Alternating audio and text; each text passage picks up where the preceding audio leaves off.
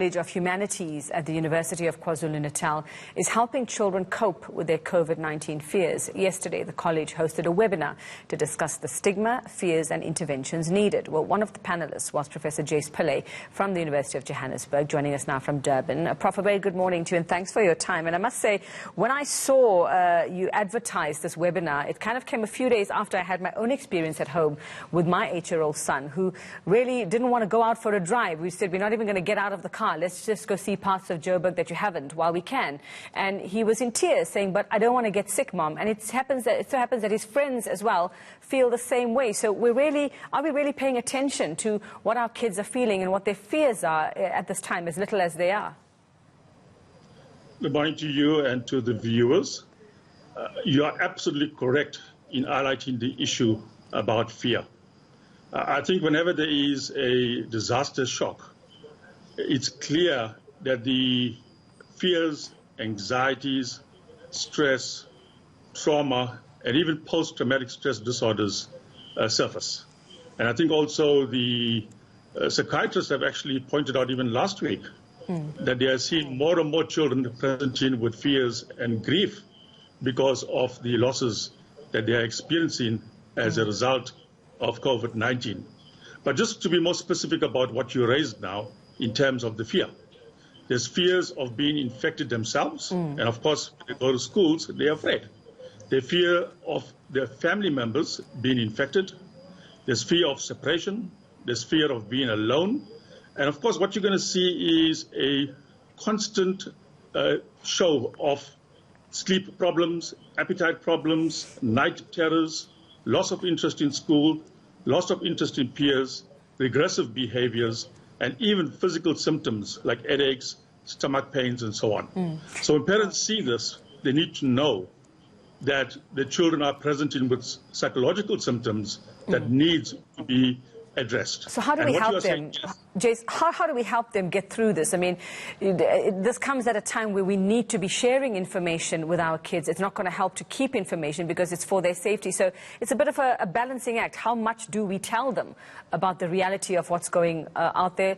Or, you know, do we keep it from them? And then how do we filter that information? I'm going to say we need to practice what I will call COVID-19. And I'm going to use COVID-19 as an acronym. The C is for us to connect. We really need to connect with our children. We need to connect with their feelings. We need to connect with their thoughts.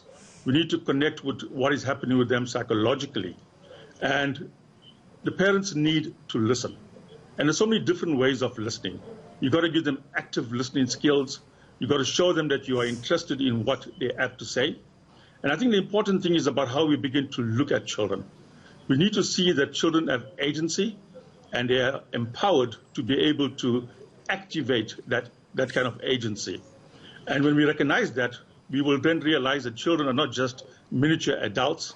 They go through their own processes in terms of the fears and anxieties that they have.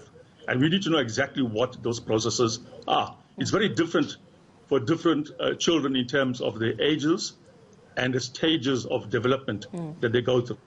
So the connection I'm talking about then is also being able to connect as adults to children and even children to children. They're always to be open and honest about what is happening.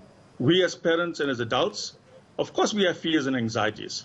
And we need to teach our children that it's normal to have these things, but we control those anxieties and fears and we do not let them control us. The V is for verifying. We verify the facts and the news. And also we be careful about fake news and about rumors. And the point that you raised about information overload, I fully agree with you. We need to be very careful about the information that we give to our children. Now, how do we know when it's overloaded? If you as a parent or as a caregiver realize that this information is just too much for you to deal with, then certainly you can realize that it's going to be far worse for your child. Yeah. So I would say, even when it comes to a quarter of what you think is overload, then you must know that we need to stop at some point in time and to be clear and honest with our children. All right. The I is for isolate. So we do the social distancing and sanitizing and so on. The D is for discover. We discover new ways of dealing with the problems that we have. And the 19 then is to reassess and to practice this 19 times a day. Okay, wonderful. All right, well, great advice there. Thanks very much there, Professor Jace Pillay. And I think it is imperative that we start to just think about and relate to our kids. It's been tough on them. I mean, isolating as adults is one thing. Isolating as kids and having the restrictions placed on them that they weren't ready for is not easy to deal with.